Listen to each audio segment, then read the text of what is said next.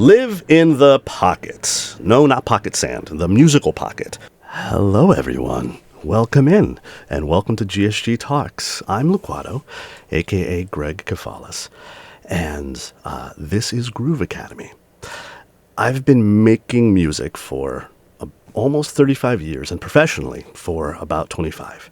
I've produced music, I've composed and arranged, I've performed, I've ghost produced, I've music directed, and I've consulted rock, hip-hop, electronic music, a cappella, jazz, funk, orchestral, dance, electronic, and more, and under a variety of different names. I've played alto and baritone saxophone, keyboards, percussion, and I sing here in New York City. I've performed, I've been interviewed on national and local television and radio. I've been featured and profiled in that media as well, and online and in print. And millions of people, literally millions of people, have heard my arrangements and things that I've done. So I'm very blessed. I'm not saying that to brag. I'm saying that because it's something that I'm very passionate about is what we're going to be talking about tonight, and that's groove. I've been a student of groove for almost 25 years now, almost 30 years, since, the skinny Greek-American teenager obsessed with funk music and like disco and house, and why did it feel so good? And I wanted to understand it. But the concepts of groove that we're going to be exploring here are going to apply to almost any style of Western music. Anything that's groove-based. It's going to make you a stronger, better, and more confident performer and musician, no matter what genre of groove-based music you're making. I do Groove Academy with the New York Holiday Singers because there are a lot of musical theater people that don't necessarily have an innate sense of groove. And we'll talk about that here in just a moment. But welcome in, everybody, and welcome to Groove Academy. So, on the starting soon screen, you may have seen the Groove Academy logo with the motto, Concordia verum et ex rhythmus, which means harmony and truth from rhythm.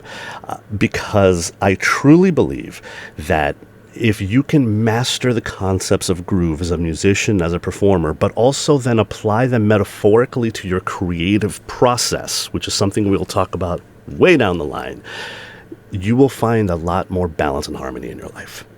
So, what is groove? First and foremost, let's talk about that. Okay, groove is defined by Barry Kernfeld in 1998 as, let me bring this up here, an unspecifiable but ordered sense of something that is sustained in a distinctive, regular, and attractive way, working to draw the listener in. Now, there are some people that have an innate sense of groove. And to these folks that are watching this, these rules of thumb, episode 1, level 1, Groove Academy rules of thumb, you're going to be like, yeah, I know this. I kind of feel it. You just kind of do it.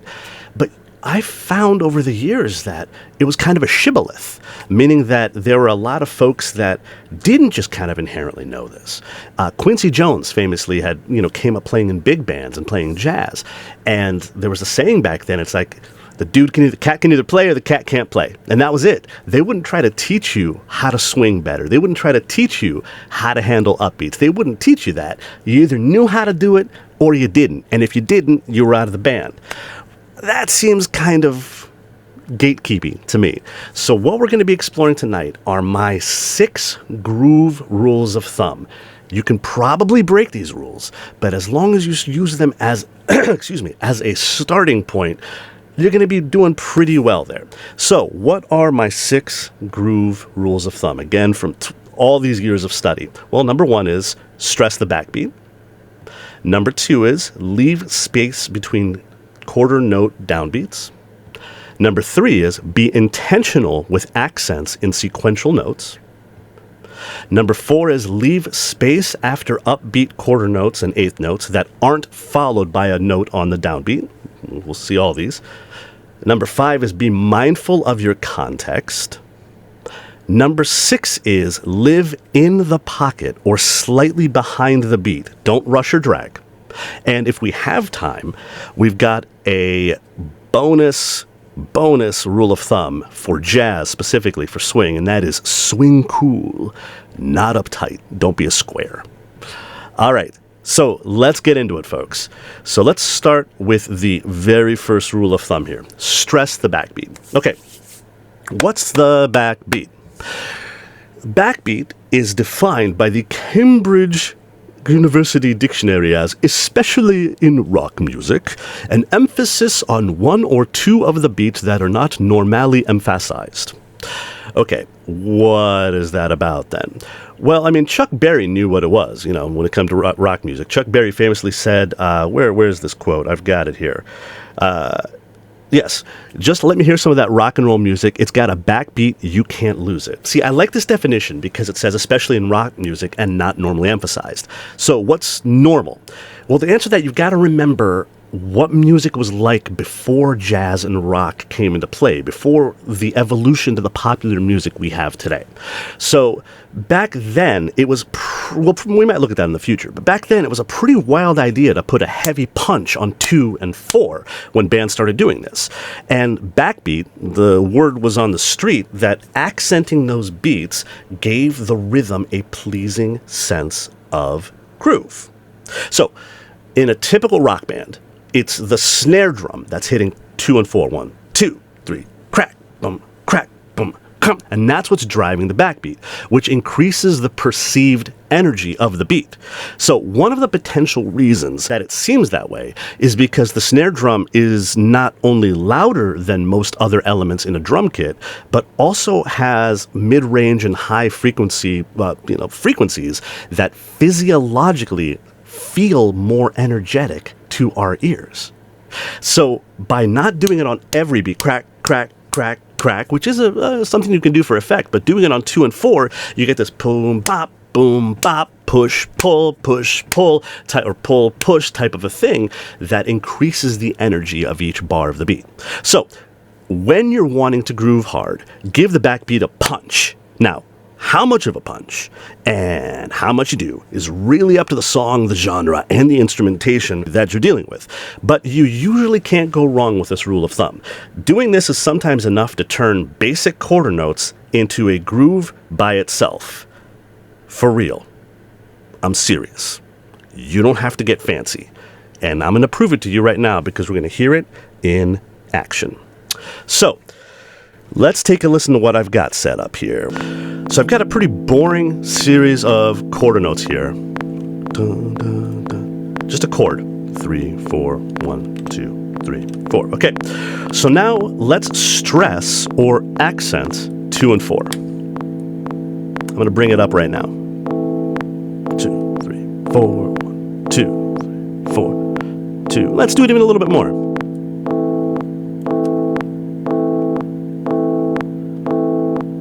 So, I mean, it's not a song, it's not a beat or anything, but you see it's got a little more personality already than it did before when it was just, which is almost like a Daft Punk loop, right? Let's bring it back up. Okay. Yeah, there we go. Cool. All right. So hundreds, if not thousands of songs feel good by just doing this, a simple 1, 2, 3, 4, 1, 2, 3, 4 groove. Sometimes they dress it up with additional pickups, like leading into downbeats. Like you remember years ago, Daft Punk, Get Lucky? The bass line is simple quarter notes, but they were like pushing these up. They were pushing these accents on the backbeat, and they had all these pickups leading into it that felt really good. And a long time earlier than that, the Jerry Mulligan Quartet did I'm Beginning to See the Light, that takes this effect to the extreme. So, like we said, the energy of the snare drum hits on 2 and 4 help with this in recorded music. And when the bass drum is doing 4 on the floor, like in funk, disco, house, forget it. It grooves that much harder. So why don't I go ahead and add in a really basic Apple drum loop, and so we can hear this in context.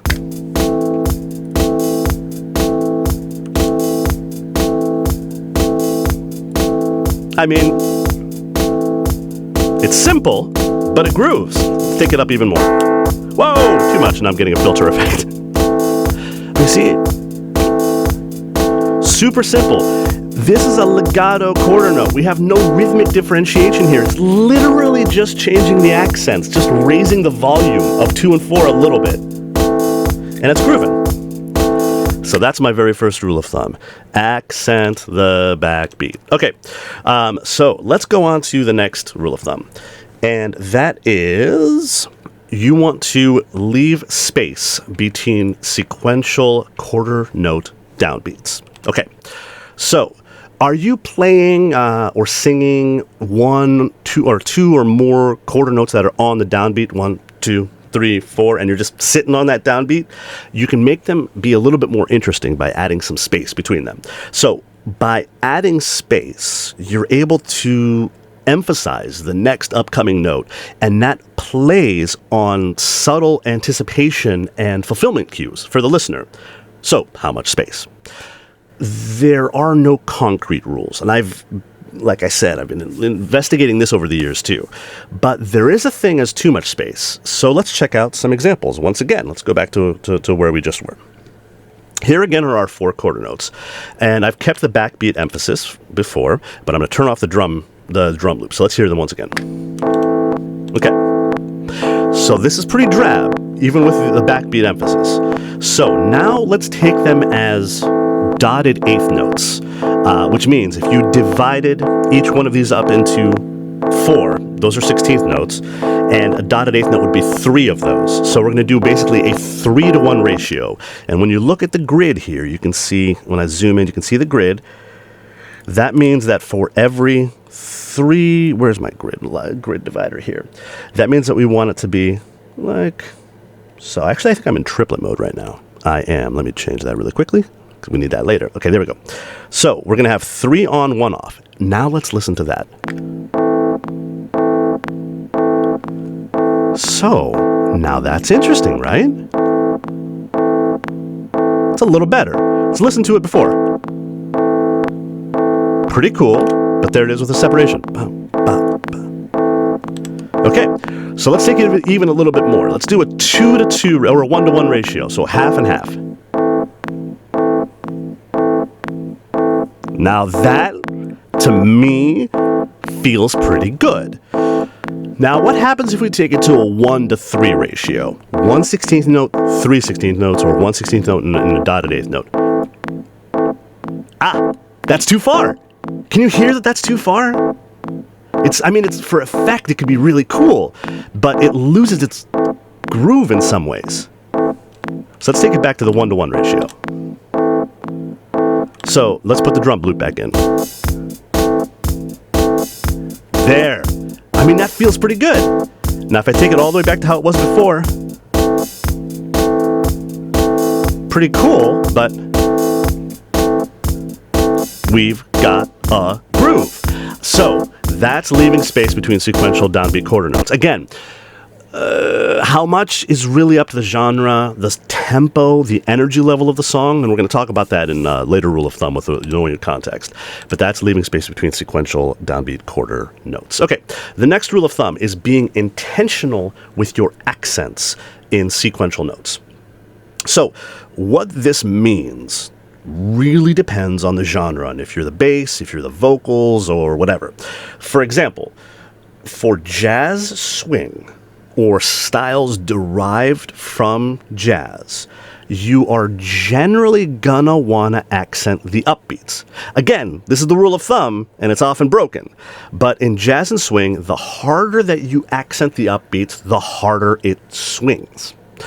On the other hand, in rock, pop, most dance genres, it wouldn't necessarily be appropriate for you to accent the upbeats as a rule. Again, these are rules of thumb. You can break them. Sometimes you want to actually push the downbeat, and sometimes the groove itself will push you into other accents. So, but it's the intentionality of the thing that makes it a groove, okay? Don't just do everything at the same level.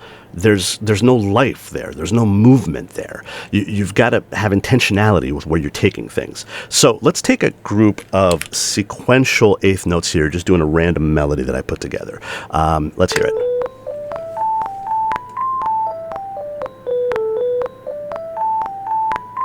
Okay. So that's a thing. That's something, okay? It's a point of view. Point of views are good. It's got melody, it's got motion, it goes up, it goes down. Now, if we accent these upbeats just a little bit, let me zoom out here and select just the upbeats. So this is every other one, and we'll talk about upbeats and downbeats in just a second. Okay, now let's accent those. 2, 3.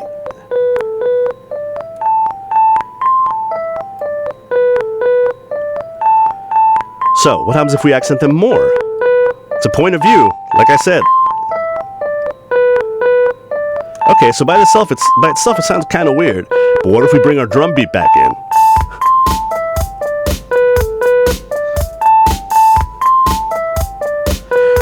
So that's pushing a massive difference between the upbeats and the downbeats. So, intentionality in your performance is very, very important. It helps connect you with your audience, and it shows a level of comfort with the material that you're performing or improvising, right? If you're not intentional about it, it just seems like it's happening. And you could be improvising it and still be intentional, but you want to be showing comfort with your material and with what you're doing. And this sort of intentional accenting helps with that. So, if you're a singer, the lyrics or the melodic line might force you into a certain accent structure just by the very nature of the vowels themselves. I'm always really mindful of that when I arrange for voice, for a cappella. Or if you're an instrumentalist, like a bass player or a guitarist, certain articulations are going to force certain accent types. And that's just to be expected. If you're improvising, judicious use of accents can help your groove. So be intentional. Don't be afraid to have a point of view, folks. Come on. It's all good.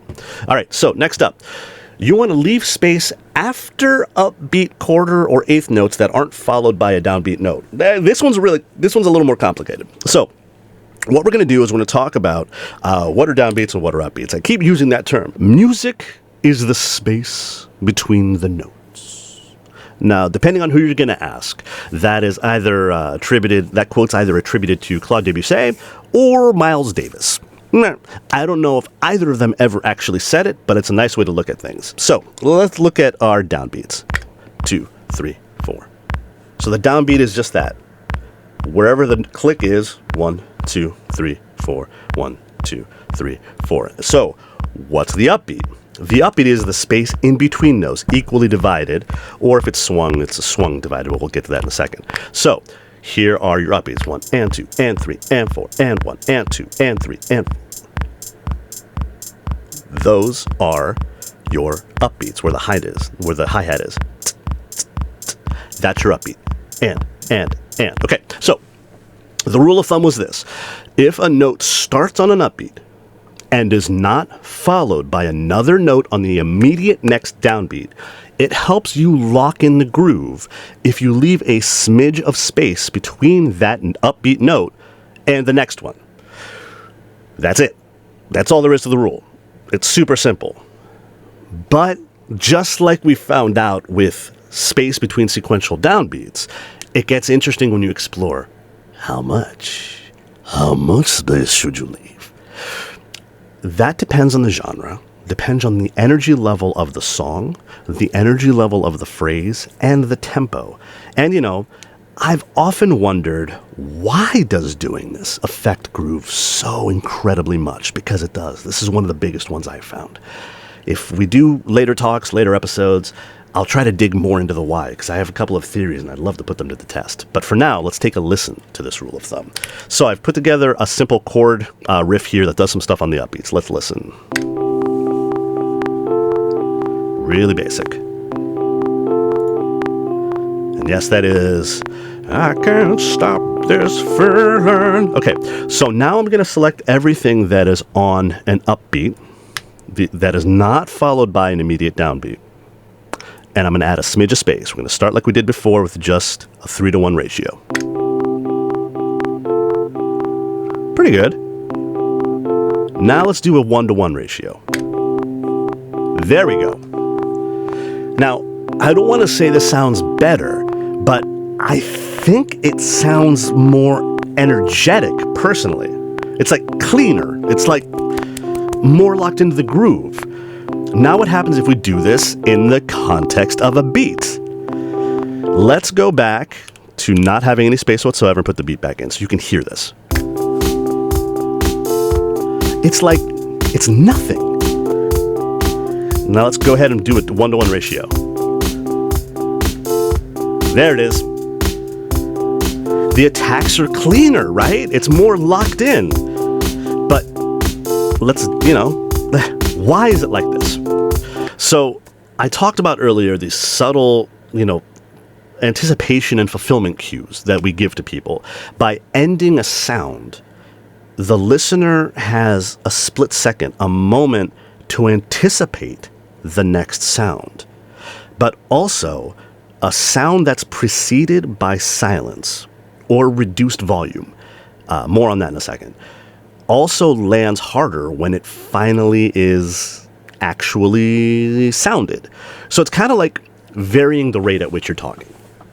For a couple of years, I was a speech and debate coach for high school kids, and that was always something that I worked on with competitors. Don't just speak at a regular unchanging pace and tone of voice. Vary the size of your verbal clusters and your phrases, as well as the rate of speed of individual words. Because think about it. If you're standing under a waterfall, okay, you're not going to feel it if somebody dumps a cup of water on you, okay? But if you're bone dry, that cup of water is going to be something you notice.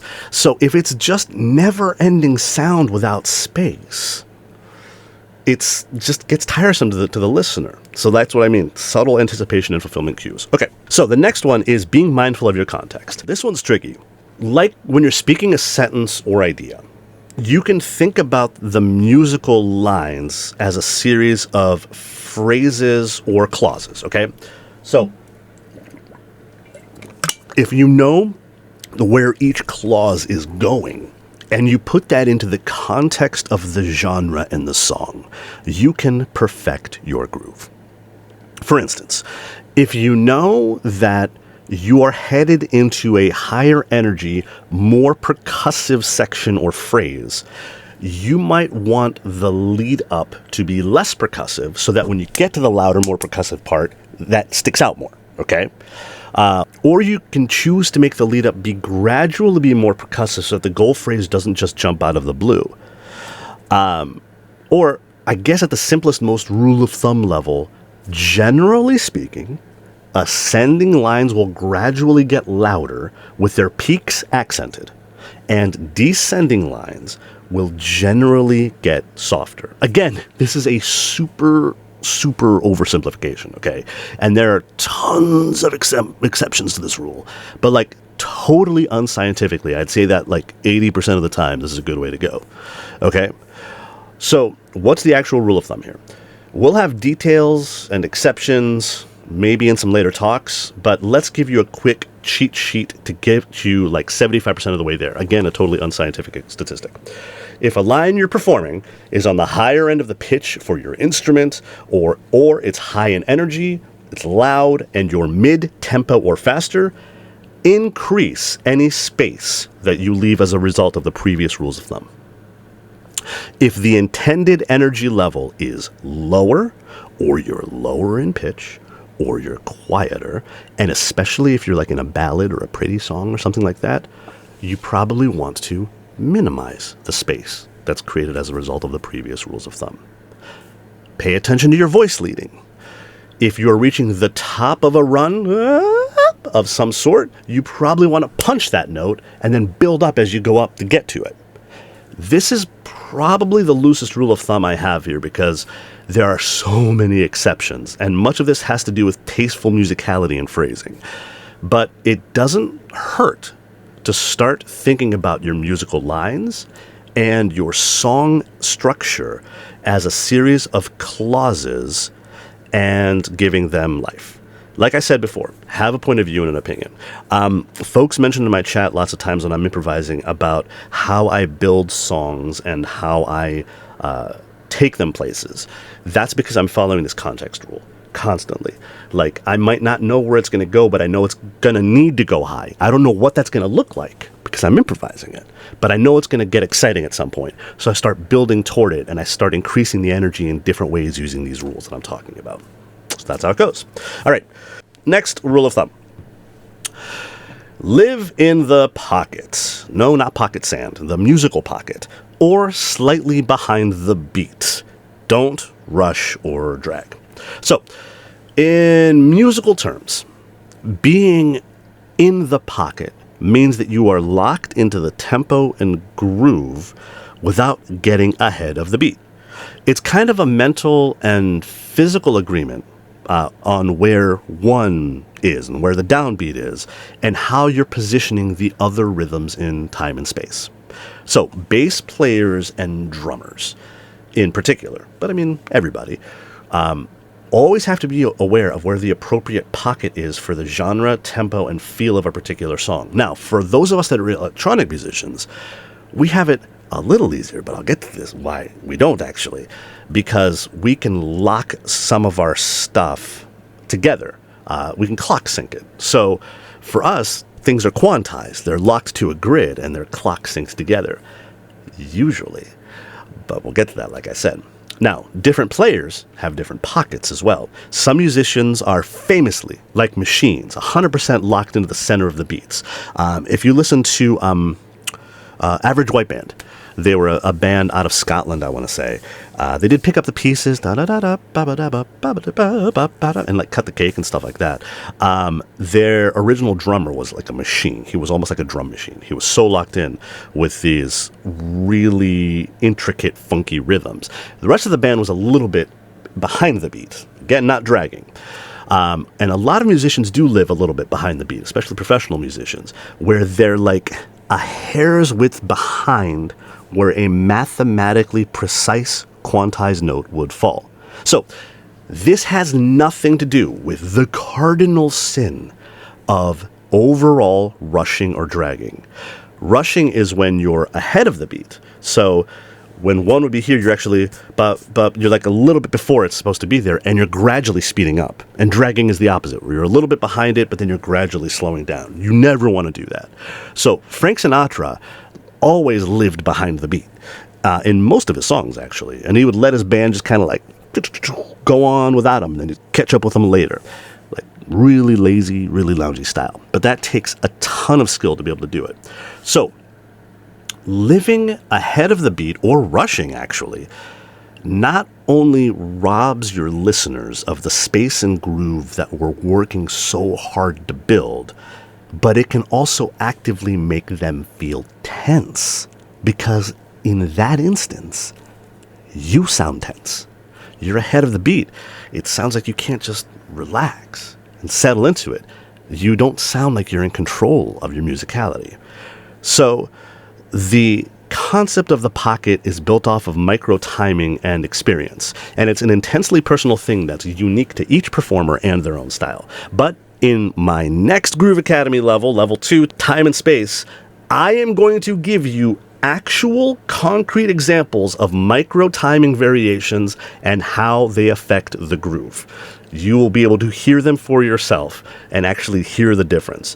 When I went through this concept with our singers and our a cappella groups, they were shocked at how much of a difference something like 2 to 3 milliseconds can make. So going back to what I was saying about electronic musicians, however, with our clock sync, I've struggled with this, and I'm sure some of you can sympathize as well, where some of your devices don't sync up. Sometimes they're a little bit ahead of the beat of each other. And I don't know if you folks have seen me in my streams, but I get very, very frustrated when that's happening. Not just because of the obvious that they're not syncing up or there's latency or something like that is going on, but because it's shattering the pocket. And when the pocket is all over the place, I can't settle into the groove, because who's authoritative? What's what? It's not locked in. So it's imperative that as an electronic musician, clock syncing all of your devices together, you have a reliable clock source, your audio interfaces, if you're using any, are not introducing too much latency. There have been some awesome talks about this already, but you've got to just make sure that you have them as close to being in the pocket with each other as possible. So, rule of thumb purposes, live in the pocket or slightly behind the beat. You will feel relaxed and in control, and it will sound like you have a mastery of the music. And your listeners will relax too. All right, bonus rule of thumb. Oh, and then we're going to take some questions.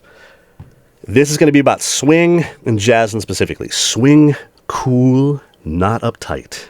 Don't be a square. So a lot of people that are unfamiliar with jazz styles, when they are asked to do swing, will do something like this.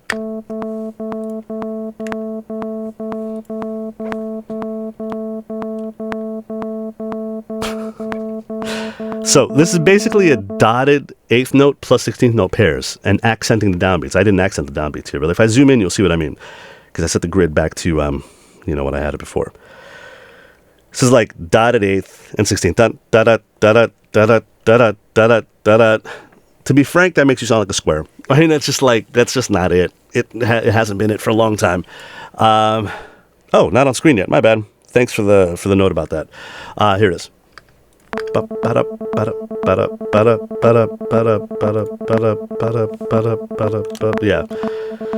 Yeah, don't do this. So the simplest jazz swing, the simplest thing that you want to do, it should be on triplet 8th notes. So what you do is you take your beat and you split it into thirds, okay? Turn it into triplets. Morse code, exactly. And it's an SOS for bad groove. Save me. Bad groove. All right, so we take your quarter note and you turn it into triplets. So equal 3 parts. Da da da da da da da da da. For those of you that aren't familiar with triplets and stuff like that, you can always think of the song Black Velvet. Don't. That's a real heavy triplet swing. So you take them, you split them up into triplets, and then you connect the first two to do a triplet quarter note followed by a triplet 8th. So that is a standard triplet swing. What this looks like, though, would not be notated like triplet quarter followed by triplet 8. It would never be notated like that. It's just notated as 8th notes.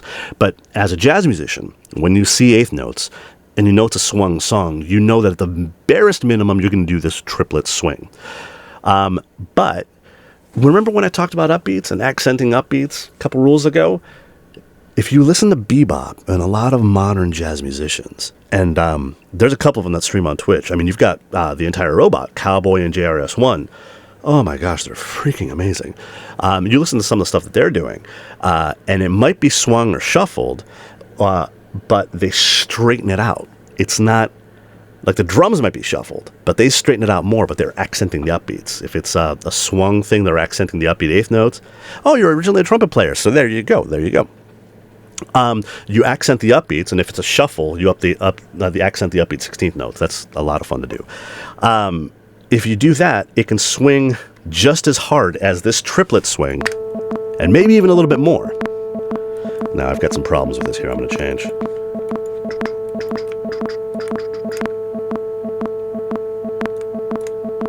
So yeah, so you can do a number of different things with it, but at the bottom line, don't ever swing dotted 8th note 16 to 3-to-1 ratio. You can do that for space. Don't ever do that for swing. For swing, at the very least, you want to do a 2-to-1 ratio, if not gravitating toward a 1-to-1 ratio, straight 8th notes, especially for bebop styles.